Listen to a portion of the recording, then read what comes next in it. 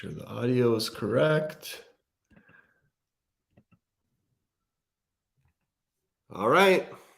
What is up, everyone? Good morning, good afternoon if you're on the East Coast, good early morning if you're in Hawaii, and good whatever the heck it is if you're watching in other parts of the world. What's up, Jim? Always count on you to be number one. Today is, March 19th of 2022. We are back for another family education and support group with myself, Param, who I host this every single week. Sometimes I bring guests, sometimes I bring interviews, sometimes I bring content. And today I have new content again. Good morning, Hossein John. And today's actually an interesting one for me. So I created this talk yesterday at some point. Mom and Dad, what is up? In this one, I'm going to use something that's happening within the Iranian culture at this time of year. And I'm going to try to teach something about the recovery and sobriety parallel to that happening. So I think it's going to be interesting. I don't really know. Hi, Munir John. I don't really know how it's going to work out or play, but I did this talk earlier this morning for our program participants, and I seem to have gotten some good responses. So my hope is that the same thing happens with you. It's brand new content, and it's really rooted in sobriety and recovery. So, and what's up, Julian? Everyone else that's coming on, what's up in advance? I'm going to get to this. So let me start off by telling you a little something about myself. If you're new here, my name is Param. I facilitate these groups each and every single Saturday at 10 a.m. Pacific Standard Time. And the intention, the idea behind it is to provide some free quality family education and support for anyone and everyone who's interested in learning about various things like mental health, addictions, the recovery process, communication, trust, rebuilding relationships, trauma, self-care, and like I say, a little bit of everything in between. So I guess and about myself in general, I do have a master's degree in marriage and family therapy. I'm a licensed addictions counselor, so my specialty is mental health and addictions. And on a personal level, the reason I'm in this field is because, June 13th, 2008 is the day that I decided to change my life around. And with the help of other people, obviously, I was able to get on this path of recovery, sobriety, and it's been a beautiful ride since then. So what I want to do is, so tomorrow and moving into that, it's this thing called the spring equinox, right? The vernal equinox. And it is actually also known as this thing called Nowruz. And what Nowruz is the Persian New Year. But it's a little bit more than that. It's the message of Nowruz is a little bit deeper than just like, hey, Happy New Year. About 3 weeks prior to Nowruz, traditionally in Iran, a lot of things happen within the home. A lot of things happen within the society, the community. It's all about rebirth. It's all about cleaning. It's all about transformation. It's all about spending time and visiting those who mean something to us and are valuable in our worlds. And one of the components of Nowruz is within the home of the individual, there is a set, like a little spread, if you will, a little table, a little spread. Some houses are very over the top and luxurious, and some are more modest and simple. But the essence of that table and that spread is there's 7 items that are placed on that table, and each item has a unique set of meaning and a reason why it's there. Okay. So what I'm going to do really briefly is I'm going to share with you what those items are. And then we're going to fast forward over to why you're here in the first place, which is about recovery, addictions, mental health. And I'm going to talk about, I'm going to bring about some things that are the 7 components needed to be on the table of recovery and sobriety. So the same way these 7 items are on every Nowruz table all over the world, millions of people, 80 million in Iran and millions all over the world. I also want to talk about how the recovery table, the sobriety table, needs 7 elements. And I chose them all to start with the letter S because those 7 items on the Iranian table also start with the letter S. So the 7 scenes, also known as the haft-seen, haft is the number 7 in Farsi, seen is the S, are the following. So the first one is this thing called sabze or sabzi, which for us is just like some sprouts or some greens. And they put it out, 3 weeks before, and it starts to grow slowly and slowly and slowly until Nowruz or the New Year's time comes. And what it does, it's a representation of rebirth and renewal. rebirth and renewal. So you look at it, and that's what it represents to the individual, to the home, and those who visit. The next one is Senjid, which is just a dry fruit, and it usually comes from like a lotus tree, and it's a representation of love. So the dried fruit is the representation of love. The next one is Sib, which is just our old apple. So it's a representation of beauty and health. And when you talk about, different cultures, an apple a day keeps the doctor away and all that kind of stuff. Apples in general are powerhouses with nutrients in the health benefits that they have. But there's always a couple apples on that table. And the next one is Sir, which is garlic. There's always some garlic there. And garlic, in ancient times, it's one of the most medicinal powerhouses in the world. So it represents health. It represents medicine and taking care of oneself. Okay. The next one is this thing called Semanu, which is kind of like a little pudding, and it represents wealth and fertility. Wealth and fertility. And the last two, one of them is Serke, which is our good old vinegar. And vinegar, it ages. So it represents patience and the wisdom that comes with the aging process. Okay. And the very last one that we have is Sumac, which is just a little spice, and it comes from like crushed sour red berries. And it tastes really good, and they put it on different types of Iranian foods and meats and delicacies and stuff. But it represents the sunrise of a new day. Okay, so I thought, Persian New Year's, Nowruz, there's all these things happening, and these 7 things are on every table you go to. And I know tomorrow I'm going to a Persian New Year get together at my cousin's house, and I know they're going to be there. I'll take a picture and post it for you guys next week just to prove it. And so I started to think, what are the 7 S's of sobriety? What are the 7 things that need to be on the table of one's recovery and sobriety process? Now, this doesn't matter if you're in it for yourself. This doesn't matter if you're a human being that's struggling with addictions and you're trying to get your life together and recover, or you're a family member watching this. You're a mom, you're a dad, you're a husband, you're a wife, you're a grandparent, you're a sibling watching this. In your own recovery, because as I say every single week, it's not just the individual who's recovering from substances that needs to have recovery in their life. It's also the family members, because active addiction is a traumatic process for all of those involved. It's not just the individual drinking that's experiencing consequences that needs to recover. It's all of the people that have been watching this for many years, probably having a part to do with this for many years, probably impacting their own health and their own mentality and mindset for many years. And they also need the recovery process. So here are the 7 S's, the haft-seens of the recovery process from my perspective that I want to talk about. So the first S is this thing called surrender. Okay. Now, surrender, for a lot of human beings in general, it's oftentimes more male dominated for some reason, but it's also male and female. There's anyone in between. But surrender is usually we see as a sign of weakness. When people look at the word surrender, they say, I don't want to surrender. What do you mean surrender? Put up my white flag and say, I can't do this? It's correlated with a sign of weakness, because we usually see it in, like, historically, the word surrender happens in wars and one side's defeating the other. So when someone surrenders, it's like they're the weak ones and they bow out. In the world of recovery, surrender is the attribute of the strong. It is a sign of strength. It is a sign of knowing one's ability in life. Okay.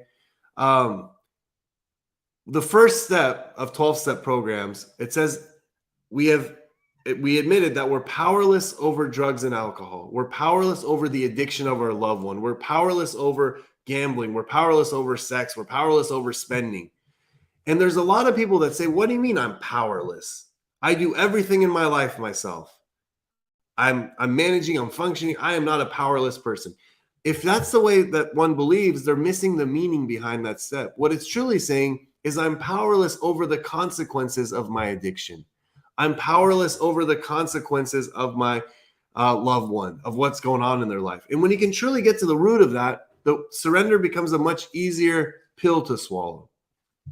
And, earlier today, I was talking to our program participants, and a lot of them, they say, no, man, I'm a fighter. I don't surrender. I'm not weak. I can't surrender. I always got to move forward. I'll tell you this. There is nothing strong about the daily use of substances. it is actually it's a definition of defeat. If someone is using substances on a regular basis, they've actually defeated, they've admitted defeat. There is no strength in that. So the first S of sobriety, on the table of sobriety, the first S that needs to be there is the concept of surrender. It's an attribute of the strength, of the strong. The next one is, let's see what, Tony said something here that might be good. Let's see. To a cliff, you don't keep going. I mean, but you know what? I mean, you know this better than I do. How many guys do we see walk to that cliff and say, you know what? I'm going to fly. And they just fall down like a coyote in the Roadrunner commercial, man. You know, the little guy that just falls all the way down and down and down. And just the little cloud happens and they get up and then shake it back up again and then walk back up the cliff and get to the top and say, you know what? I'm going to try it again. And they do it again and do it again. And some are able to make it through that. And one day they say, you know what? I'm going to surrender to the path I'm on and I'm just not going to take that step. And some don't. And I don't know what the reason behind that is, my friend. I just don't know. And my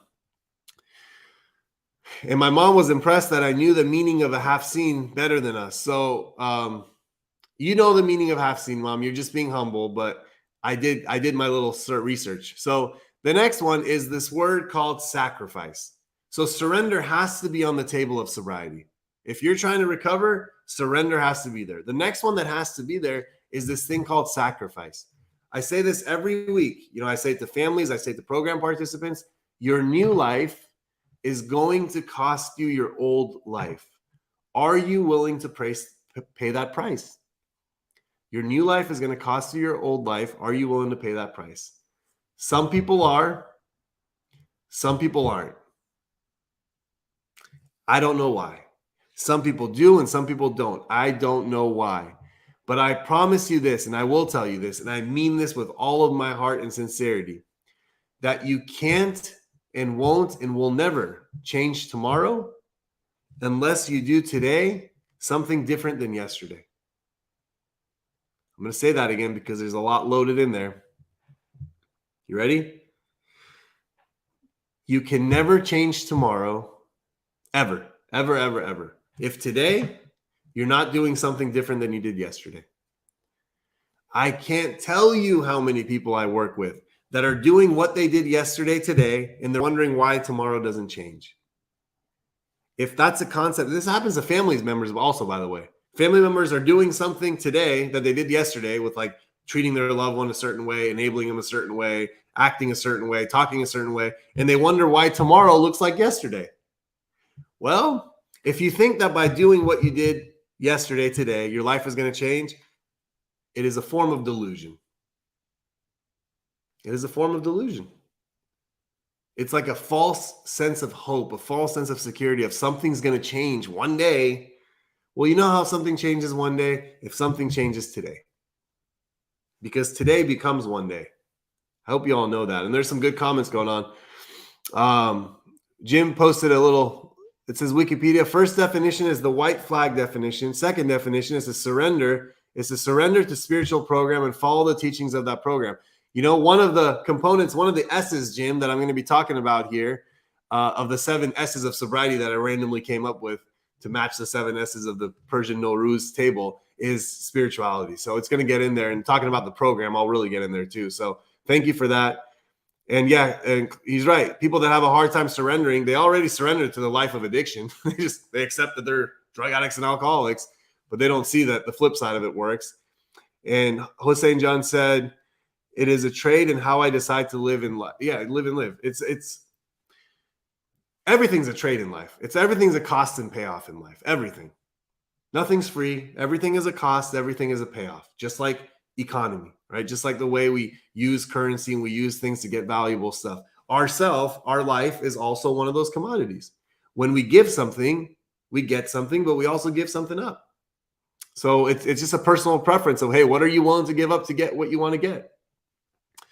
The next one is support. So we had surrender, we had sacrifice, and now we have support. You have to surround yourself with people who know the way, can show you the way, and they also, most importantly, go the way, right? When you're trying to do something you've never done before, which I believe that every family member that ever comes on this thing, whether they come here for a session or they're here for a couple of years like some of you, or the clinicians and the counselors that are doing this, and myself, if I've never done something before in my life, if I think that I'm just going to go do it on my own, is there a chance I might succeed? Maybe. Is there a greater chance that I will not succeed? Absolutely. Because how the heck does one know how to do something they've never done before without someone knowing the way, showing the way, and going the way with you? It's kind of like, imagine having the hardest calculus question in front of you and you don't know how to do math and you're sitting there trying to figure it out. You're not going to figure it out. But if someone comes there step by step, even if you don't understand it, step by step tells you, hey, this is what you do next. This is what you do next. This is what you do next. This is what you do next. Even if you don't understand what the heck the person's saying, by the end of it, you'll get to the solution, right? And that is like everything in life. Everything in life. So when you're trying to recover in life, it is safe to say that you have no idea how to do so, or else you would not be in the position of needing to recover. And the problem here becomes is many people feel like they don't want to ask for help. They feel like it's a sign of weakness. They feel like it's a liability. They feel like they're going to be judged. And if that's the idea you have, I'll tell you this. Who cares? People are going to judge you anyway. People have their own thoughts anyway. People think things anyway. Sometimes they're true, sometimes they're not. It's none of your business. You've heard that in the Al-Anon programs, hopefully by now, that someone else's opinion of you is none of your business. Like your opinion of me is none of my business. None of my business. So who cares? Just do what you need to do and support yourself with the right people. Tony said, show who your 5 closest friends are, and I'll tell you who you are. And champions surround with other champions. Yes, absolutely. And I do believe in these things, by the way. And so the next one, so we have surrender, we have sacrifice, we have support. The next one is steps and sponsorship. I'm putting those two things together because in order to do the steps, you kind of need someone to help you through. It goes with the support. But I'm going to break down, and I did this for the program participants this morning because I believe that sometimes people come into a program with preconceived notions that cloud their judgment, that do not allow them to actually receive what it is that is offered. So I'm going to break down the steps of 12-step programs in the most simple form possible. This is not an original thing. I've heard this from people with more experience and time with me. And some of the people watching this, I'm sure, have heard this breakdown before. But I promise you, most of you haven't. So here are the steps broken down to the best of my ability. And the reason I'm talking about the steps is because if you're trying to recover from a hopeless state of mind and body, if you're trying to restore your sanity, which we'll talk about, if you're trying to get back to self, these steps allow us to get there. And it doesn't matter if you got a substance problem. It doesn't matter if your kids got a substance problem. It doesn't matter if you got a gambling problem, if you got an eating problem, if you got an anger problem. It really legitimately doesn't matter. And I'll tell you why. Because at the end of the day, we all need what the steps allow us to access. And here's what they are. The first 3 steps of a 12-step program, so steps 1, steps 2, steps 3, they help us gain access to a spirituality, to something greater than ourselves that is not us. Some call that a power greater than ourselves. Some call it a group of human beings that are greater than ourselves. But the whole essence and the whole concept and the whole idea of those first 3 steps is to restore us to sanity. Sanity is defined as the soundness of mind. Because how many moms and dads here watching this, or how many people going through the addiction process watching this, at some point you lost your mind. You became insane. You did things that literally were insane.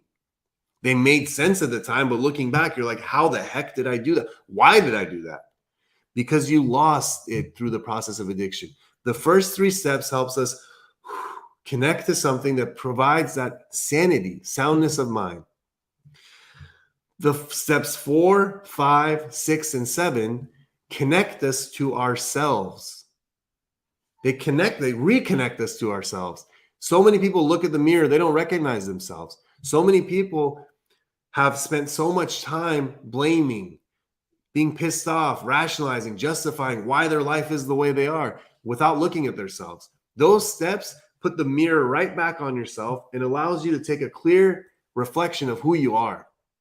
Make peace with yourself, get to know your character defects, get to know your part in life, all parts of life. So the first one, soundness of mind, the first 3 steps. Then connection to self, steps 8 and 9, they help us connect to others. Through the process of finding out all the people I've harmed and the damages that I've caused and the distance that exists between them, the process of 8 and 9 helps me restore those relationships, reconnect to things that I've lost, gain others back in my life. So that's what those 9 steps do. And then steps 10, 11, and 12 are known as the maintenance steps. 10 keeps me connected to myself, because one of the components of a step 10 is a daily or nightly inventory. And all you have to do is you sit down and say, today, was I resentful? Was I selfish? Was I dishonest? Was I afraid? Did I harm anyone? Do I owe an apology? And you make right with it right away. Step 11 is seeing through practice of spirituality, prayer, meditation, whatever you want to call it. How can I stay connected to that power greater than myself? And the 12th step is, how do I stay right with others? How am I of service to others? How can I help other human beings out? How can I contribute more? How can I give more to life than I take? And the beauty of that is that's what's available in the steps. So if someone tells me, hey, I'm not trying to find a deeper meaning in life, I'm not trying to find sanity in life, I'm not trying to be okay with myself, I'm not trying to, make peace with myself, I'm not trying to make right with my family, I'm not trying to gain their trust back, I'm not trying to be a good member of society, I'm not trying to be self-sufficient. Okay, cool. Maybe you don't want to do the steps. But if you want to do one, a few, or all of those, why not try the steps? They are on the table of recovery. And the sponsorship comes in hand with that, because as we were talking about with support before, if you've never done the steps, you can't just go there and start working them. It doesn't work that way. I'm not saying you can't. It's better than nothing probably, but you want to go with someone who knows the way, shows the way, and goes the way. And yeah, that's a good way. That's a kind of like a prayer, I guess, if you will. I can't stop using. It's making my life unmanageable. And by the way, when something makes unmanageable, what Jim's talking about there is the consequences of my using has caused an unmanageability. There's an assignment that all these counselors at Buckeye we do, and it's like the consequences of your addiction. And you write them down, and it's like unmanageability is just glaring at you. Yet despite of all that, people continue using. And it gets to the point, that last part, the God help me, that's like that surrender I'm talking about. Like, something help me, a greater than myself, a group of people, someone, something out there help me. I can't do this on my own anymore. And that needs to be there. And let's see what we got here. So those were the steps. So if you don't really know what the steps are, you've never worked them, again, in summary, what they allow you to do is simply the following. 1, return to soundness of mind through the access of some type of spirituality, which we'll talk about here in a second.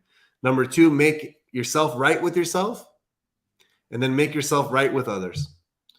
And once you got to those, 10, 11, and 12 are maintenance steps. 10 keeps you right with yourself, 11 keeps you right with spirituality, and 12 keeps you right with others. So those are the ones that you do on a daily basis. And every once in a while, you can go back and redo your steps and all that kind of stuff, because new things happen. But if you work your steps to the best of your ability and continue doing 10, 11, and 12 on a daily basis, you don't have to keep working your steps all the time. Now, you might work steps with other people, because a part of step 12 is passing the message on and finding the next person. And guess what you do? You walk him or her through the steps. And by working steps with other people, it's like, on some level, you're kind of reworking it on yourself too, even though it's not about you. But the way we are, when someone else is sharing their experience, we're selfish by nature, so we think about ourselves a little bit at times. And thank you. It's listen, John, I appreciate that. It is a beautiful way to break down the steps. It's very understandable and digestible. I did hear it, with a speaker tape. It's like an audio version of some speaker that was going around, and he kind of shared it. But I heard it about 10 years ago, to be honest, and I I still remember it to this moment. So it had a profound impact on me. So what now you're responsible of doing is when you go into your meetings, you're responsible for sharing that breakdown of the steps in the same way, because there is truth to that. That is exactly to the core of what they mean and what they represent. And so the next one is spirituality. And this is it's a simple word, it's a simple concept, but it's also complex. And the reason why it's complex is because of the individuality of human beings. Okay. So you could take the concept of spirituality and look at some definition for it and all that kind of stuff like that. But what happens is, as different things have spiritual meanings to different people, and people gain the path of spirituality in different ways. There is no one way to spirituality. There isn't. There is no one thing that you do that you're a spiritual person. You know, when I was talking to our program participants this morning, I said, hey, all of you guys, or spring is about to start. You know, I did the same talk. So it was all about the spring equinox and all that kind of stuff. I said, spring is about to start. You're living in Southern California. If you do not go spend time at the beach and smell the salt water and feel the sun shining on your face and hear the waves crashing on the ocean, and if you miss out on that opportunity to put your toes in the sand and just kind of sit there and be at awe with the power of nature, you're missing out on one of the most spiritual moments that you can possibly access in recovery. If you don't drive an hour and a half to the desert somewhere at nighttime and look up at the stars when it's dark and see hundreds of thousands of stars just kind of all connected, and breathe it in and meditate and just kind of like soak it all in, you're missing out on a spiritual moment. If you don't drive up a few hours to some forest, you know, where we got these big, massive trees in California, these redwoods, and just kind of soak in the energy and the oxygen and watch these trees breathe, you're missing out on a spiritual moment. If you're not getting on the phone with mom and dad and hearing their voice and hearing their love for you, despite of all the things that you've done, and you're not able to reciprocate some of that love, you're missing out on a spiritual moment. If you're not looking at what your life used to be like and looking at what your life is like now, you're missing out on a spiritual moment. How can you go from being hopeless and helpless in the dark, depressed, anxious, unable to see beyond the next 30 minutes, let alone the next 3 hours, let alone the next 3 years, let alone the next 30 years, and now you are able to? You're missing out on a spiritual moment. And I even said, you know, I'm really big on connecting with human beings that are struggling. I just it's one of my things that I like to do. And when it comes to the homeless population, you know, I go and I always stop when I see a homeless person and I say, hey man, what's your name? And they say, what, you're talking to me? I'm like, yeah, man, I'm talking to you. What's your name? And sometimes, man, they get emotional and they say, you're the first person that's asked my name in like a year, or 2 years, or 5 years. And it's like, and then I have a conversation with them, and you know, I'll give them $5 or something like that. And you know, whatever they choose to do with that money, that's on them. That's not on me. And I don't care, by the way. If that individual chooses to go buy alcohol with it that day, I really don't care. But as long as I stopped and showed that person that there's a human being that walks by that acknowledges your humanity, that's what that human being needs more than that $5. I'll tell you that. To one day maybe say, hey, I'm going to use this $5 for something else. And that's a spiritual moment. So spirituality, and some people, by the way, can find spirituality in organized faith, organized religion. There's nothing wrong with that. You can go to your Friday mosque, you can go to your Sunday church, you can go to your temple, you can go to your wherever it is that you find spirituality. There is nothing wrong with that. Absolutely nothing wrong with that. But do you do it? Because it's one of the 7 S's needed in the recovery process. Spirituality could be going and volunteering at a shelter. It could be volunteering at a soup kitchen and being there to hand somebody food that without that moment, they might have not been fed all day. That's spiritual.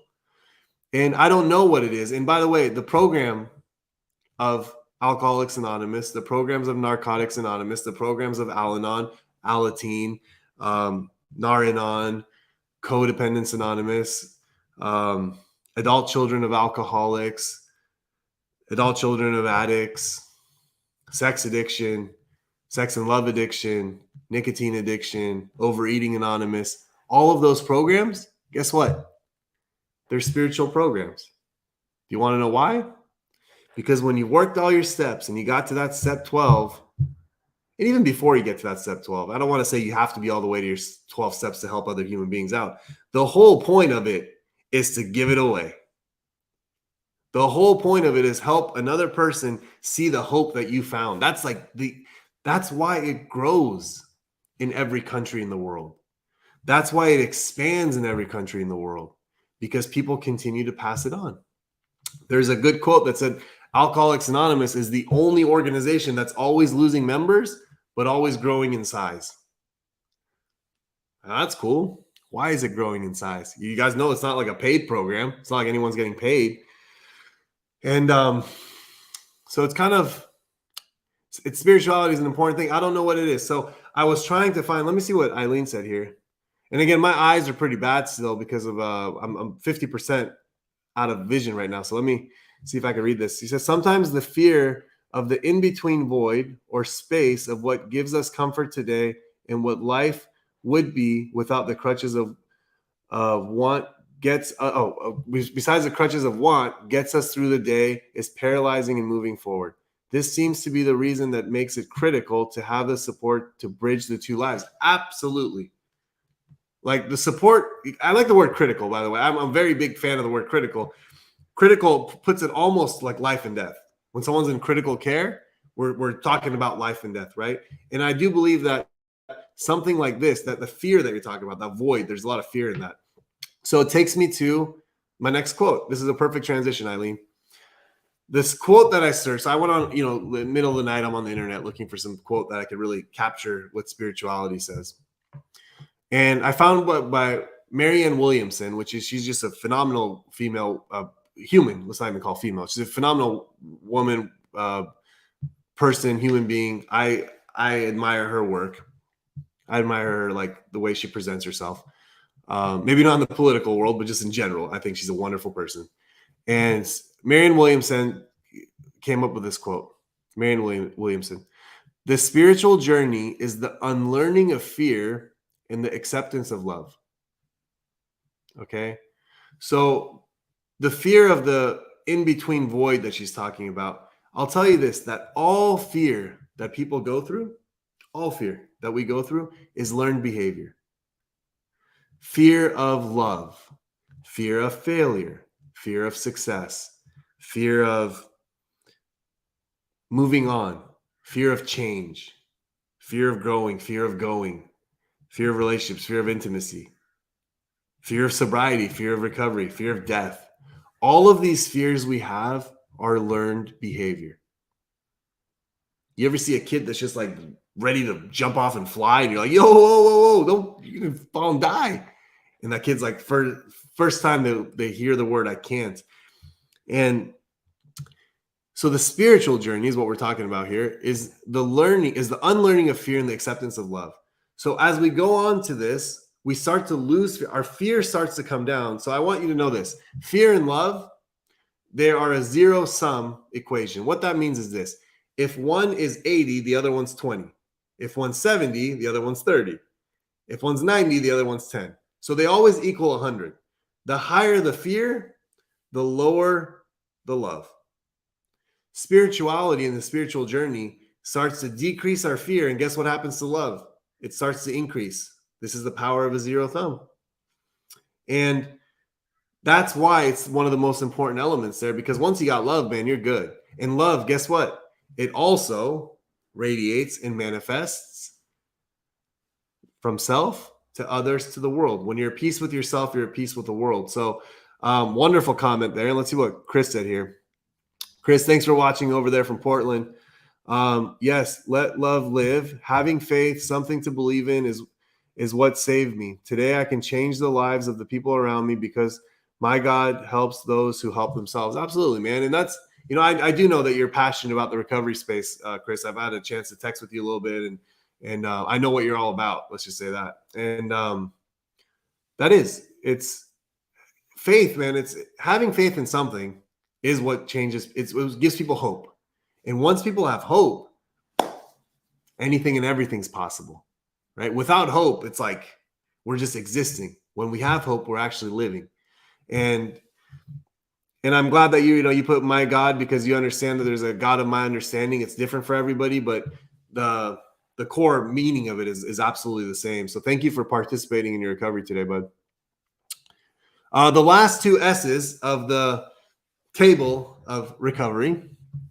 The next one is self-care. So did you think that Param was going to actually have a talk about the recovery process and not mention self-care? Absolutely not.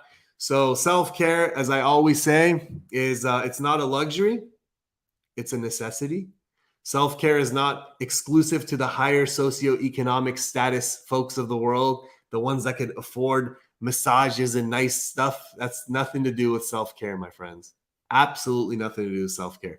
Self-care is this: when you wake up in the morning or when you go to sleep at night, do you do something for your mind?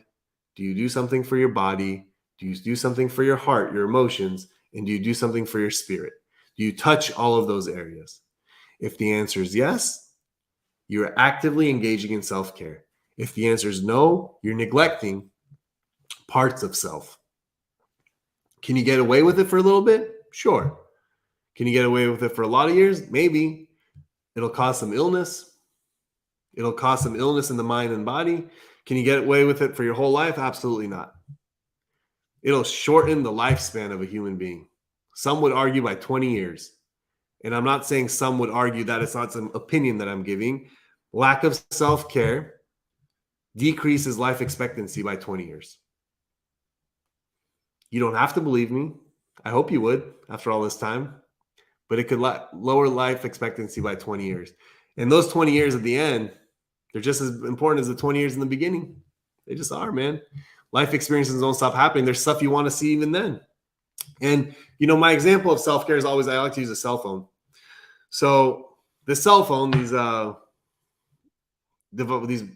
good and bad devices, at the end of the night when I go to sleep, it's got a little plug right here, a little charger. I plug it in, I plug it into the wall.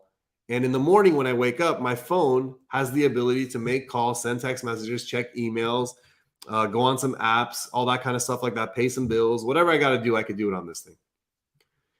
If the night before, if I didn't plug this in the wall and I wake up in the morning, it's this piece of technology, plastic, metal, glass, whatever this is, made in China, that is completely useless because it's dead.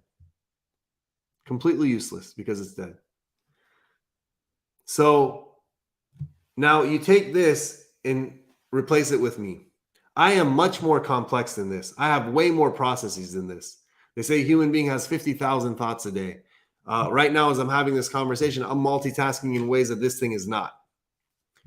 And if the night goes by, and at the end of the night, if I don't charge my batteries, if I don't plug myself into the wall, if I don't bring my value, if I don't bring my energy back up, guess what happens in the morning?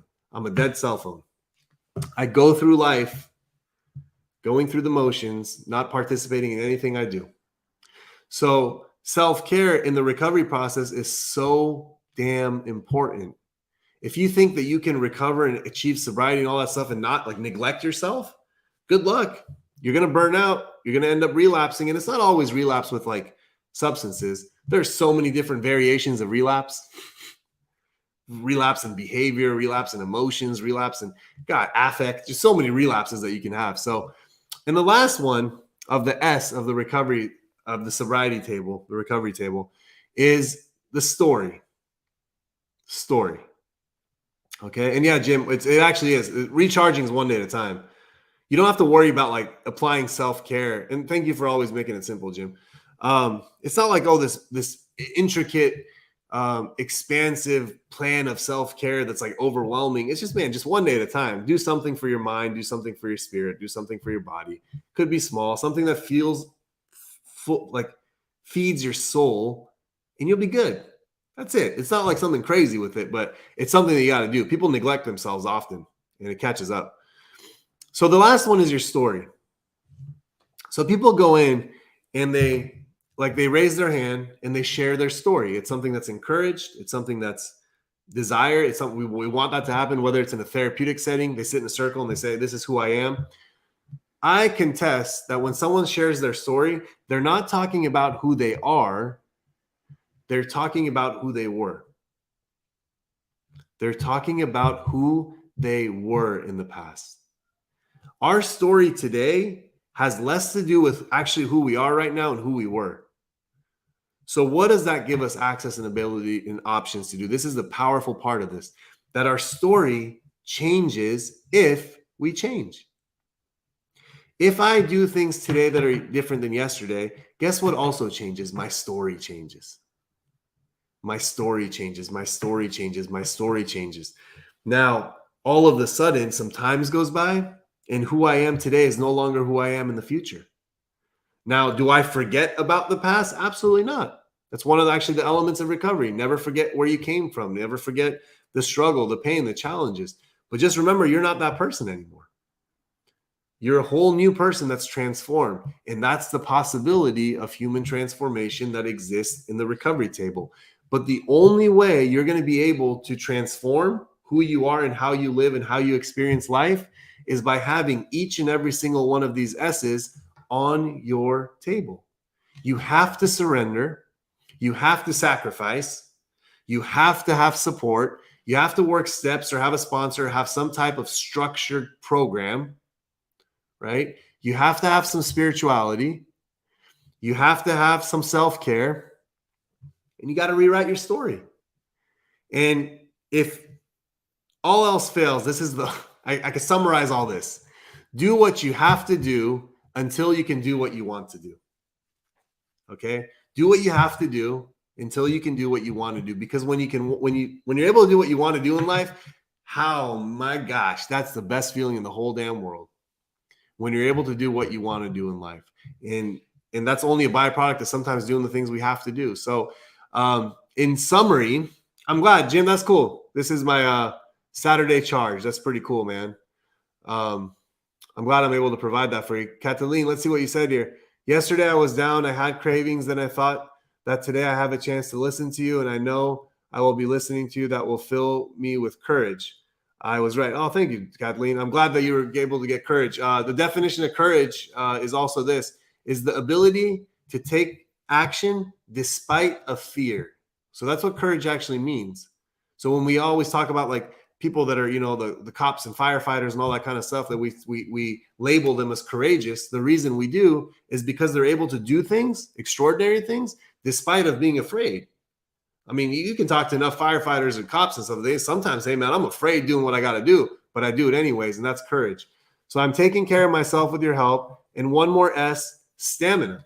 Yeah. It is, it's exhausting going through the recovery process.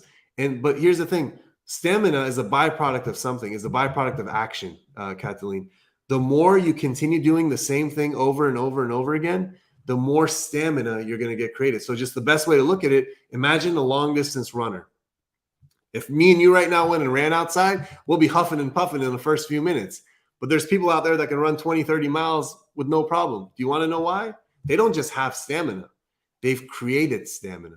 They've built it. They've developed it by continuously doing the same action. So if you want stamina in the fight of recovery, in the fight of addiction, sobriety, you got to continuously do over and over and over again the same thing you did yesterday, and eventually you'll develop stamina. So I hope that was helpful. Jose and John, I'm truly humbled by the level of your sincerity and the amount of benefits and knowledge we are gaining from your education program. Thank you so much. Happy Nowruz to you. Eid Shom Mubarak. Eileen, pure definition of freedom, getting to the place in life in which you can do what you want to do. Absolutely. Yeah, amen. That is the definition of life. That's what I'm striving towards. I don't know what it is that I'll want to do, but I'm working towards it. And, I'm free enough to do this every Saturday, and this is something I want to do. So anyways, long story short story long, whatever you want to call it. I hope that you also learned a little bit about the Iranian culture. You learned a little bit about Nowruz, which is, the Persian New Year's. And you learned about the haft-seens, the 7 S's that are on the tables of the Iranians all over the world right now. So if you don't have any in your life, just know that that's something they're probably doing. And it's a beautiful time of rebirth and renewal. And it's the first day of spring is the first day of the new year. So I hope the first day of the new year for everyone watching this, whether you're Iranian or not, doesn't really matter because we're all human beings. I hope the first day of spring brings about a new transformation, a rebirth of love and health and prosperity and wealth and all those beautiful things for you. So I love and appreciate all of you. I will be back next week, same time, same place in the new year, and we'll go from there. So everyone have a wonderful, wonderful, wonderful weekend. I'll see you next week. Bye, everyone.